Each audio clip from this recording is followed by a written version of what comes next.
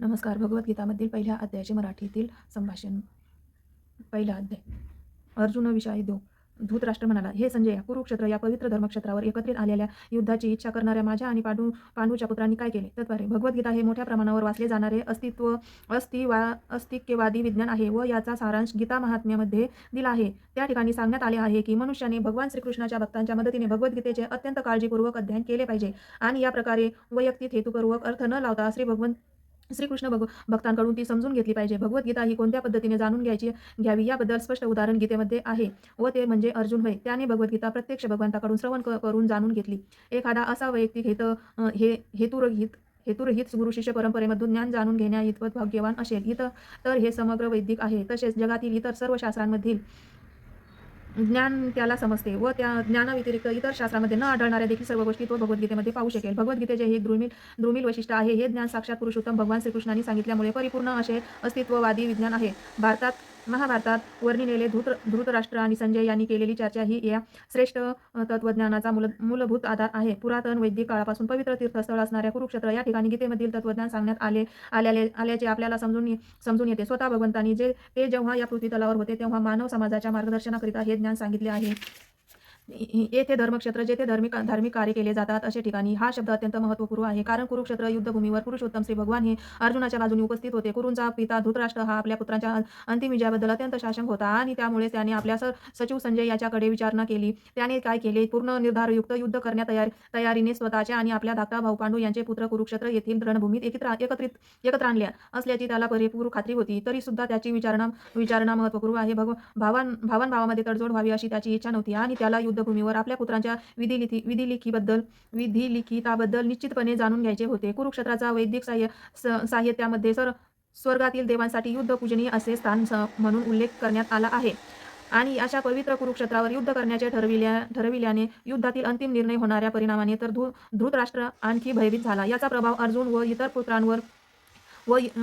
व इतर पांडू पुत्रांवर हे स्वाभाविकच सद्गुणी असल्यामुळे त्यांना अनुकूल अशाच होणाऱ्या ह्या तो उत्तम रीतीने जाणून होता. संजय हा व्यासांचा शिष्य होता. जरी धृतराष्ट्राच्या कक्षामध्ये तरी व्यासांच्या कृपेने तो कुरुक्षेत्र येथील युद्धभूमी पाहू शकत होता. यासाठी धृतराष्ट्राने युद्धभूमीवर परिस्थितीबद्दल त्यांच्याकडे विचारणा केली. पांडव आणि धृतराष्ट्राचे पुत्र हे दोघेही एकाच कुटुंबातील होते, पण या ठिकाणी धृतराष्ट्राचे अंतर्मन उघडे करून दाखविण्यात आले आहे. त्याने मुद्दाम आपल्या पुत्रांचा कुरु म्हणून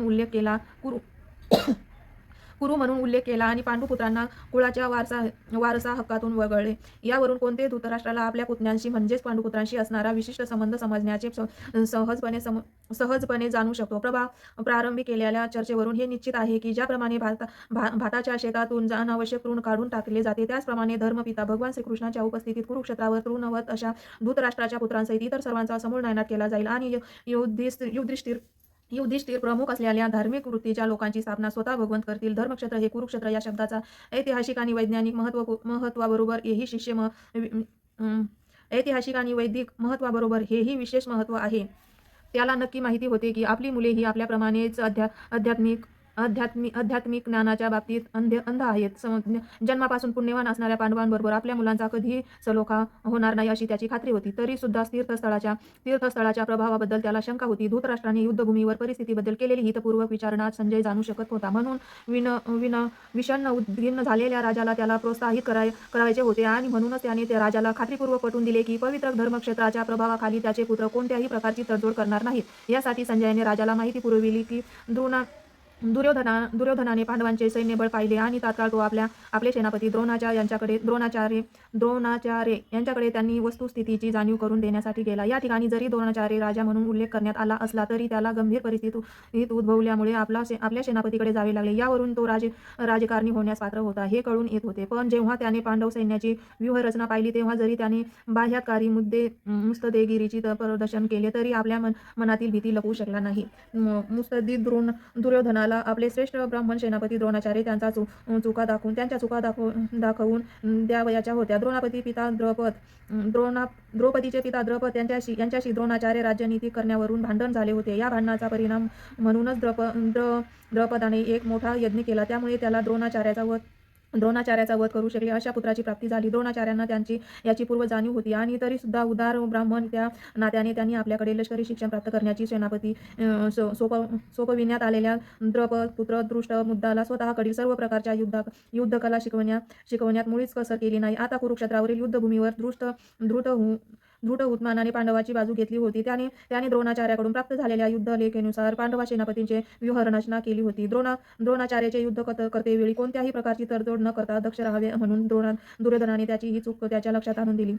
यावरून त्याला हे देखील दाखवून द्यायचे होते की पांडव हे द्रोणाचार्याचे प्रिय शिष्य असल्यामुळे त्यांच्यावरून युद्ध करताना त्यांनी कोणत्याही प्रकारच्या सौम्यपणा दाखवू नये. विशेष अर्जुन हा त्यांचा बुद्धिमान आणि सर्वात प्रिय शिष्य होता. अशा प्रकारच्या सौम्यपणा युद्धात पराभूत होण्यास कारणीभूत ठरू शकतो, असा इशारा दुर्योधनाने युद्धाद्वारे दिला. द्रोणाचार्याच्या बलशाही आणि निपुण युद्धकलेसमोर दृष्ट हुन्म काही फरार होता. अडथळा नव्हता, तरी भय वाटण्यासारखे इतर अनेक युद्ध होते. दुर्योधन त्यांना उल्लेख विजयाच्या मार्गातील अत्यंत मोठे अडथळे म्हणून करतो, कारण त्यांच्यापैकी प्रत्येक जण भीम आणि अर्जुन यांच्या इतकाच शक्तिशाली होता. त्याला भीम आणि अर्जुन यांची शक्तीची पुरेपूर जाणीव होती, म्हणून इतरांची तुलना त्याने त्यांच्याशी केली.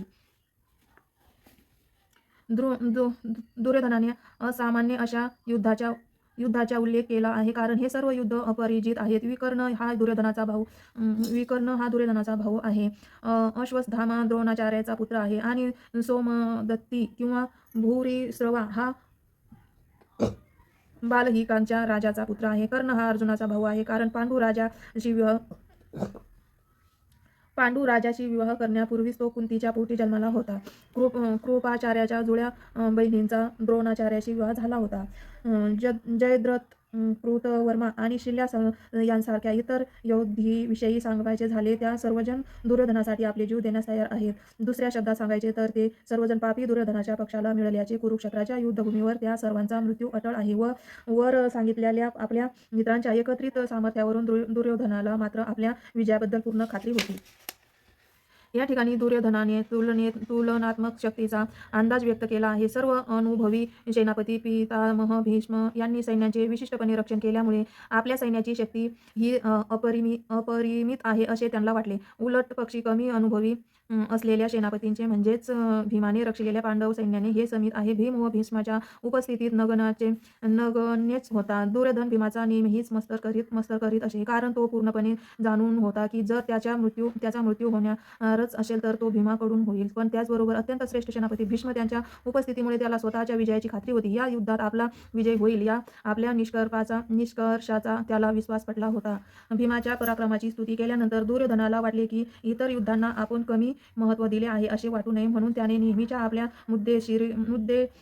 मुत्सद्देगिरीला अनुसरून वरील शब्दांनी परिस्थितीशी जुळून घेण्याचा प्रयत्न केला. त्याने ठामपणे सांगितले की भीष्मदेव हे निसंशय सर्वश्रेष्ठ योद्धा आहेत, पण तो वृद्ध असल्याकारणाने त्याचे सर्व बाजूंनी रक्षण करण्याचा प्रत्येकाने विचार केला पाहिजे. कदाचित ते एकाच बाजूला युद्ध करण्यात गुंतलेल असतील आणि इतर बाजूने शत्रू या संघाची फायदा उठवू शकेल. म्हणून तर योद्ध्यांनी आपली मोक्याच्या ठिकाणी न सोडता शत्रूला व्यूहरचना भेदू न देणे हे महत्त्वाचे होते. कुरूंचा विजय हा भीष्मदेवांच्या उपस्थितीवर अवलंबून आहे हे दुर्योधनाला स्पष्टपणे कळून आले. युद्धामध्ये भीष्मदेव आणि द्रोणाचार्य त्यांचा पूर्ण पाठिंबा त्याला खात्री होती, कारण ज्या वेळी मोठ्या सेनापतींच्या सभेत द्रौपदीचे वस्त्रहरण केले जात होते त्यावेळी तिने त्या दोघांकडे न्याय याचना केली होती, पण तो एक चकार शब्दही काढू शकले नव्हते. ते दुर्योधन निश्चित जाणून होते. या दोघांच्या मनात पांडवाबद्दल जिव्हाळा असला तरी द्यूतक्रीडेप्रमाणेच आताही ते या जिव्हाळ्याचा त्याग करतील अशी त्याला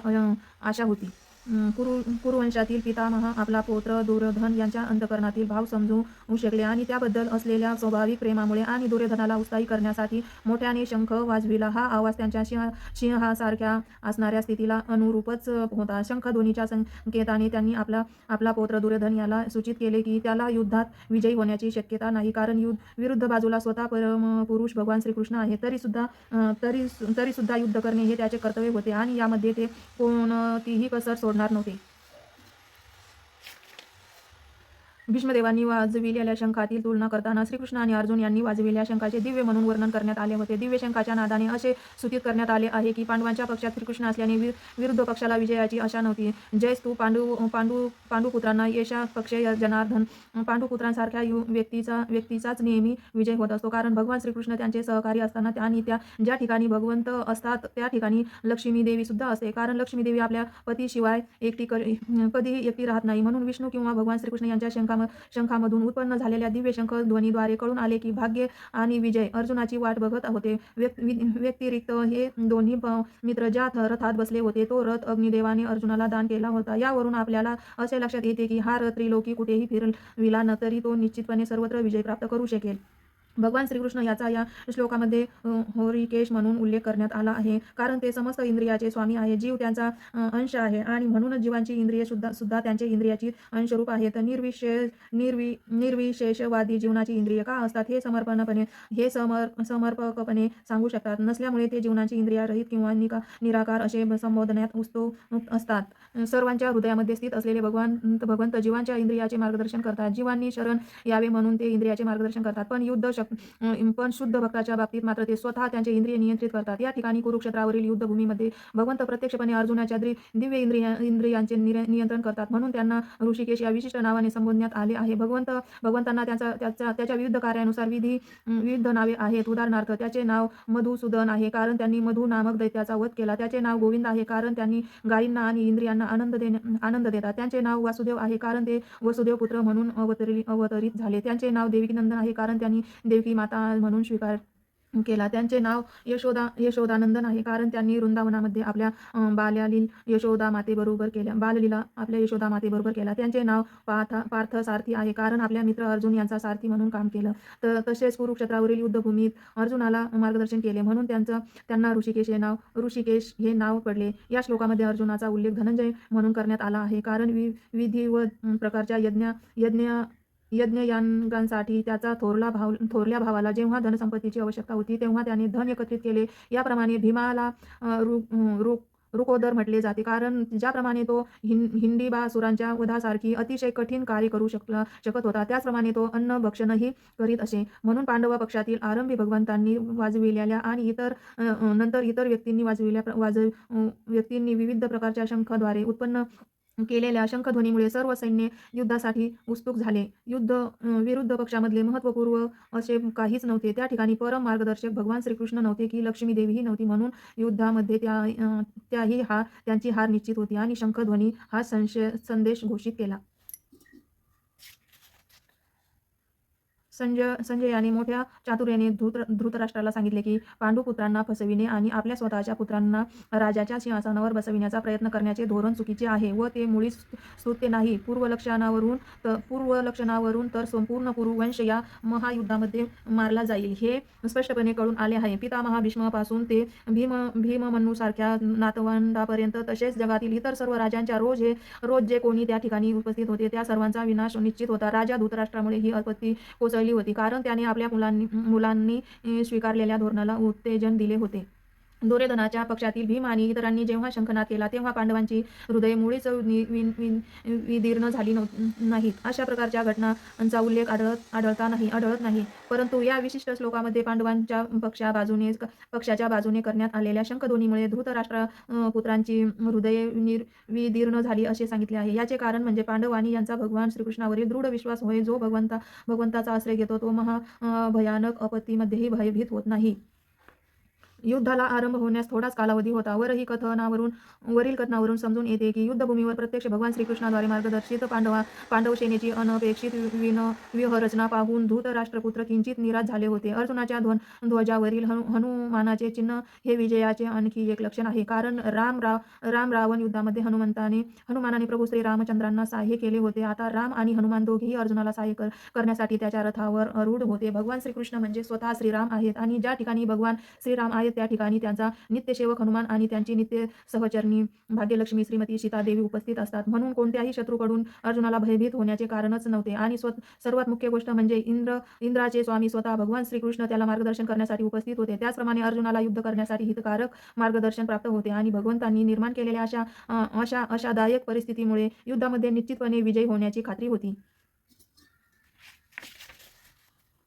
श्रीकृष्ण जरी पुरुषोत्तम श्री भगवान असले तरी त्यांचा अहेतुक कृपेमुळे ते आपल्या मित्राची सेवा करीत होते. हे आपल्या भक्तावरील प्रेमात कधीही चुकत नाहीत, म्हणून त्यांना या ठिकाणी अच्युत असे संबोधण्यात आले आहे. सारथी नात्याने त्यांनी अर्जुनाला आदेशांचे पालन करावे लागत असे आणि हे करण्यात त्यांनी कधीच संकोच केला नाही. यासाठीच त्यांना अच्युत म्हणून संबोधण्यात आले आहे. जरी त्यांनी आपल्या भक्ताचे सारथ्या स्वीकारले होते तरी त्यांच्या परम स्थानाला कोणीच आव्हान देऊ शकत नाही. सर्व परिस्थितीत ते सर्व इंद्रियांचे स्वामी पुरुषोत्तम श्री भगवान ऋषिकेश आहेत. भगवान आणि त्यांचे सेवक यांच्यामधील संबंध अत्यंत मधुर आणि दिव्य असतो. सेवक हा भगवंताची सेवा करण्यात सदैव तत्पर असतो आणि भगवंतही सतत आपल्या भक्ताची सेवा करण्याची संधीच पाहत असतात. भगवंत स्वतः आदेश देण्यापेक्षा ते त्यांच्या युद्ध भक्तांना स्वतःपेक्षा श्रेष्ठ ते स्थान देऊ त्यांचा आदेश स्वीकारण्यात अधिक आनंद मिळवितात. भगवंत हे स्वामी असल्याने प्रत्येकजण त्यांच्या आज्ञेखाली असतो आणि त्यांचा आज्ञा देणाऱ्या त्यांच्यापेक्षा श्रेष्ठ असा कोणीच नाही. परंतु जेव्हा ते पाहतात की त्यांचा शुद्ध भक्त त्यांना आज्ञा देत आहे, तेव्हा जरी ते सर्व परिस्थिती अचूक असेल तरी त्यांना दिव्यानंद प्राप्त होते. भगवंताचा शुद्ध भक्त त्यांना या नात्याने अर्जुनाला आपल्या भावंडाशी व चुलत्याशी युद्ध करण्याची मुळीच इच्छा नव्हती. पण दुर्योधन हट्टी असल्यामुळे आणि शांततामय वाटाघाटी करण्यास कधीच तयार नसल्यामुळे अर्जुनाला युद्धभूमीत येणे भाग पडले. यासाठीच युद्धभूमीवरील उपस्थिती ज्येष्ठ व्यक्तींना पाहण्यास ते उत्सुक होत. रणांगणावर शांततेचा प्रयत्न करण्याचा जरी प्रयत्न नव्हता तरी त्या व्यक्तींना पुन्हा पाहण्याची आणि एका अनावश्यक युद्धाची मागणी करण्यात ते किती कृतिनिश्चय आहेत हेही पाहण्याची त्यांची इच्छा होती.